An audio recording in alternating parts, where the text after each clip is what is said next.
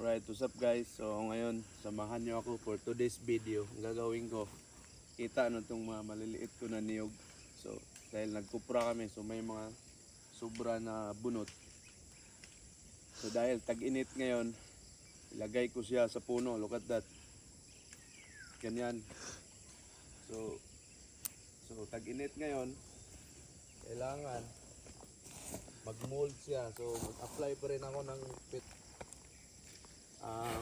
mas ano siya, kasi nakita nyo to, matagal na to dito pero basa pa rin ang lupa. Ibig sabihin, napakaganda nito, fertilizer na. So magiging ano pa siya, magiging basa pa. So ito yun, oh. So, nasa ano to, 140 na maliliit. Ganito, tingnan nyo ako. Ginagawa ko.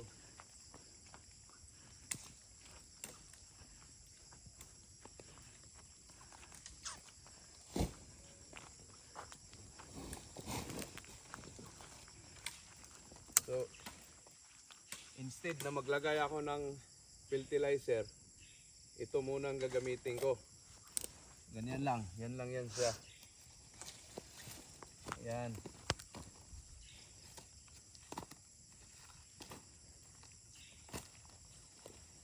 So magiging fertilizer niya to. At the same time, kahit umiinit pa, ay magiging ano siya,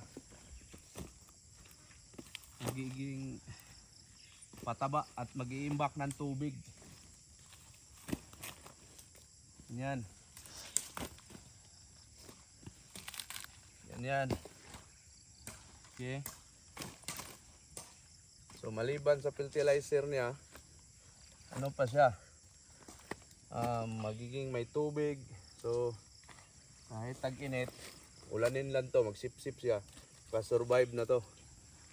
I think 2 years to 3 years from now, namumunga na to. So madagdagan na yung ano natin. So hanggang doon pa to. So kada harvest namin, lahat ng mga sobra, kakalat ko siya. Itong side na to, 1, 2, 3, 4, 5, 6, 7, more than 10 ang nalagyan ko ngayon.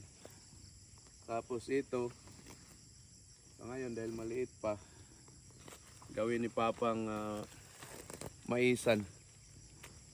So, napakalinis ng aking niyugan. Yan, ikupra natin. Naka-oven na yan. Hugit na kami. So, napakaganda. Panoorin nyo yung proseso. At yun yung mga malalaking niyog na sa taas. Napakaraming buko. Saging, marang. Kaya medyo umuulan na konti. Tago muna tayo.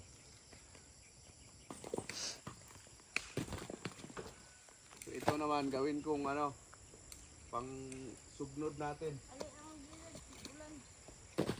Dahil umuulan, forward na.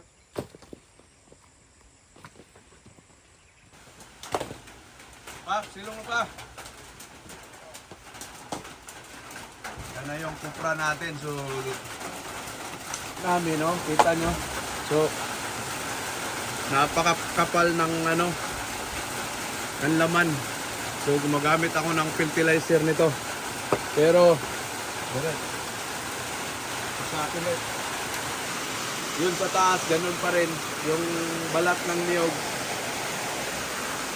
Yung balat ng niyog, nilagay ko siya sa gitna para ganun din, magagamit siya lahat. So magiging napakagandang abono nito pag natuyo, ano na siya, nadudurog. Ayan, so mga OFW dyan, mag-invest na kayo dahil itong niyog ay pang sustainability. So habang tumatagal, mabenepisyo ka, at paglipas ng mga ilang taon, pati yung anak mo, makabenepisyo din sila. Diba siyan? Marunong kang magkupras. Ha? Sa amin, ito yung tradisyonal na ginagawa namin. Yan, lagay namin diyan mga kahoy. So parang oven na tapos ilagay ko to siya. Yan. Tapos takpan mo. Yan yung tradisyonal na gawain dito sa Mindanao. Dahil wala pa kaming nung oven na ngayon na bago nila na tinatawag na white copra. So I think sa municipal namin na gumagawa na sila, pero ganito tradisyon, ito muna ang ginagawa namin sa probinsya. Siguro mga how many years from now, yun na, gagawin na nila yung ganon na white copra. Dahil daw sa ibang bansa, white copra ang pinaka marami daw oil. Kasi ito nga, kung hindi ka marunong gumagawa, pag nilulugi na to, yung laman niya, malabas yung katas ng oil niya. So, kailangan mo rin bantayan at sunshine para iwas sunog. At yun ang dahilan daw. Kaya, yung kupra na ganitong tradisyon, mas maliit yung oil kisa doon sa white na ginagawa nila. So, sa ngayon, ganito muna ang ginagawa namin sa probinsya ng Mindanao. So, i-update ko rin kayo. Baka bukas ma-deliver na namin to.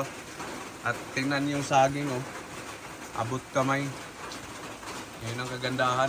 Napakaraming saging ko rin dito. Yung sa baba, dragon fruit. Kailangan ko rin yung ilipat. So, napakalinis ng farm. Thank you ni Papa. Well, since from now, hinog na to. Kinukuha ko kahapon. Marang. Napakasarap nito. Napakaraming buko. Shan, anong masabi? Walang ito yung masabi. salapagmana na walang alam. Kaya turuan ko.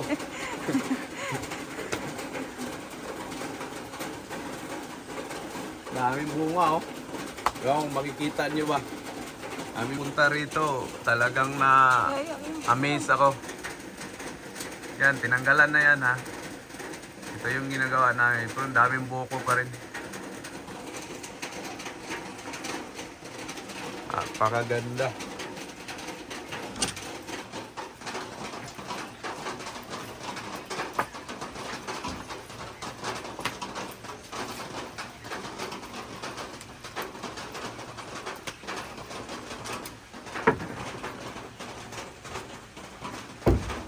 Bigyan na natin ng kahoy.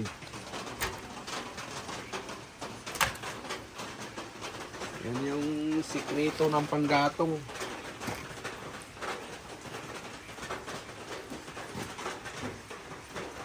Yung mga sobra, nilalagay ko siya sa maliliit na niyog para magagamit siya, magiging fertilizer, mag-mulch yung lupa. At the same time, mag-apply pa rin ako ng fertilizer niya. Pero, kukunti lang. Mas more on, kung gagamitin ko na galing rin dito, ibalik ko sa kanya. So, itong niyog na to, mga 3 years na mamunga na siya. Meron na nga dito sa baba, oh. Maliliit siya, pero may mga bunga na yan. Yan, oh, kita nyo. Oh, may bunga na yan. Napakababa lang yan. Abot mo.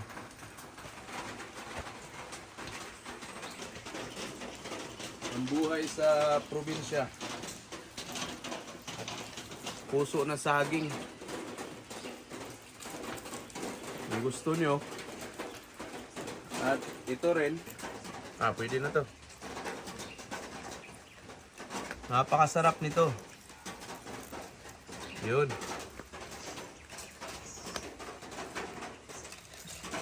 So, sobra to kahapon sa niluluto ko. Ano ng gabi? Ang bango, oh. Sarap. Inihaw ko lang.